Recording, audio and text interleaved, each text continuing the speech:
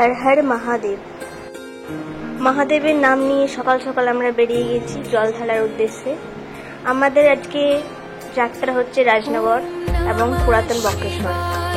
আমার সাথে ছিল আমার ছোট্ট মাসি এবং ছোট্ট পাড়া মামা এবং আমার দাদু এবং দিদা। প্রথমে আমরা গিয়েছিলাম ভদ্রেশ্বর কালী মন্দিরে। আমরা যেখান থেকে যাত্রা শুরু করি সেখান থেকে ভদ্রেশ্বর কালী মন্দির প্রায় 5 কিলোমিটারের কাছাকাছি। আমি প্রায় আগেও রাজনগরে দুবার জল ঢালতে গিয়েছি, কিন্তু তখনকার নিয়ম ছিল যে 7টা টাইম, ওরকম টাইমে সবাই মিলে একসাথে লাইন দিয়ে জল আনা।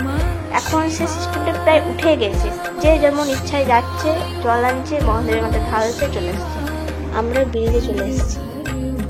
এখান থেকে আমরা জল সংগ্রহ করব এবং ভদ্রেশ্বর কালী মন্দিরের দিকে রওনা দেব।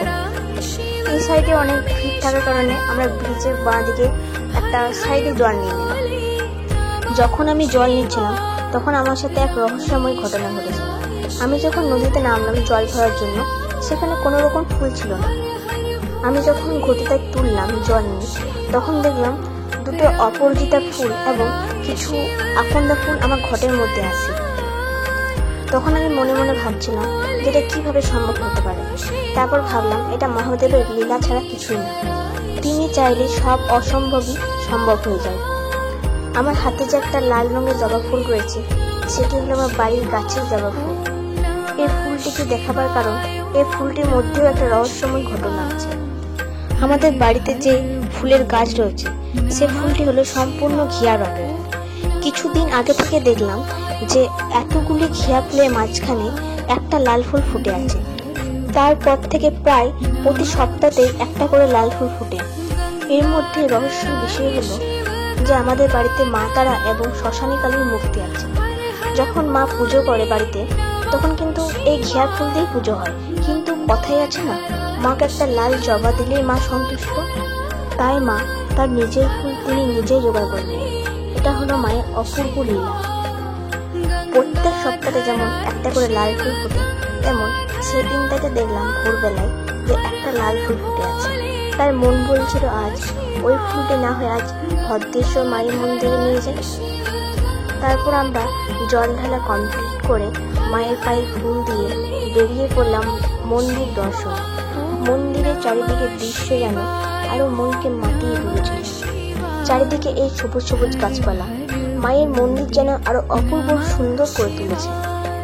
মায়ের মন্দির দর্শন করার পর আমরা বেরিয়ে পড়লাম নাকাশ যাওয়ার উদ্দেশ্যে। আবার আমরা যে পথ ধরে এসেছিলাম সেই পথ ধরে আমরা নাকাশ যাব। তার আগে আমরা নদীতে আবার জল ভরে নেব, তারপর আমরা নাকাশ যাওয়ার উদ্দেশ্যে রওনা দেব। নদীতে আমি আর দাদু মিলে নেমে পড়লাম জল ভরতে। জল ভরা কমপ্লিট হয়ে যাওয়ার পর আমরা বেরিয়ে পড়লাম নাকাশের শিব মন্দিরে। রাস্তায় কোনো রকম আর ভিডিও শ্যুট করতে পারিনি, কারণ আমরা অনেক ক্লান্ত হয়ে পড়েছিলাম। মহাদেবের মাথায় জল ঢেলে আমরা মন্দিরে কিছুক্ষণ বসার পর প্রসাদ নিয়ে চলে গেলাম আমার বাড়ির দিকে। সেখান থেকে আমরা বাড়ি ফিরে আমরা আমাদের গাড়ি করে চললাম বেলপাতা সংগ্রহ করে। আমার সাথে গাড়িতে চাপার পর আমার সাথে একটাই মনে হচ্ছিল, এই এখনই দিব ফেলে। বেলপাতা নিয়ে আসার পর আমরা আমাদের সামনে দিকে জল ভরে নিলাম।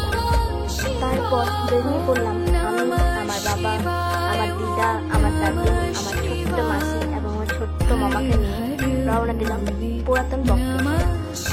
এখানে আমার বাবাকে সঙ্গে নিয়ে যাওয়ার কারণ, যে রাস্তায় আমরা পুরাতন বক্রেশ্বর গিয়েছিলাম সেই রাস্তাটা প্রচন্ড খারাপ ছিল এবং কাদা ভর্তি ছিল। তাই বাবাকে আমরা আমাদের সাথে নিয়ে গিয়েছিলাম। পুরাতন বক্রেশ্বর আসতে আমাদের মোটামুটি টাইম লেগেছে 15 মিনিটের কাছাকাছি। তারপর আমরা মায়ের মন্দির দর্শন করে মায়ের চরণে ফুল দিয়ে দিলাম।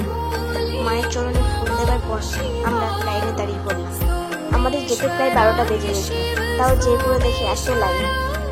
1 ঘন্টা লাইনে দাঁড়াবার পর মহাদেবের মাথায় জল ঢেলে আমরা প্রসাদ দিয়ে বেরিয়ে পড়লাম বাড়ির দিকে।